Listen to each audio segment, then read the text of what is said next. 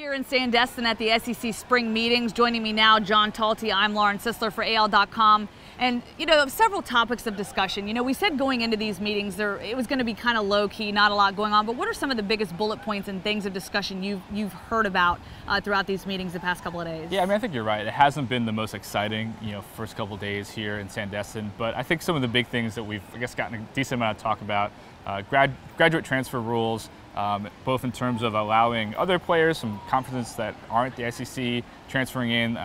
Florida's trying to add this kid, Malik Zaire, from Notre Dame, so that's kind of one big thing. And then also allowing graduate transfers within the SEC, like last year, Mo Smith going to Georgia. That's been kind of a hot topic. Nick Saban was kind of fired up about that. And there's just been a lot of talk about recruiting. There are a lot of recent recruiting changes that were passed, early signing period, different recruiting calendar coming up. So that's just been a lot of talk about it. SEC coaches have been kind of fired up about that and trying to react to how that's going to impact them going forward. A lot of people have been asking about that. And of course it wouldn't be productive if these coaches didn't get fired up about it. But one thing that you brought up earlier that was interesting is that going into the meetings, the coaches knew that this recruiting calendar was going to happen and that this change was going to happen, and yet they're still addressing it and they're still concerned about it. Why do you think that is? Yeah, I think it's been a little confusing because the coaches have kind of come out and said that this is a little confusing. We don't really know how these things happen, but there has been a lot of talk about this really for years. This has been a long way in the making.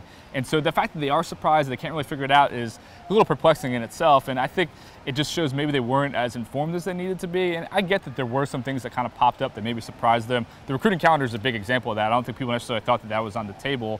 But it is just it just shows that maybe they didn't know all the things, kind of in their own bubble a little bit, and didn't know that all these things were going to happen. And then once they got passed, it's kind of too late at this point. And now they have to adjust, and some of them aren't too happy about that. And if overall you look at how things have kind of fallen into place, really the coaches are kind of losing out in this set of meetings, that a lot of things that they hope to get passed and to get changed hasn't really come to fruition.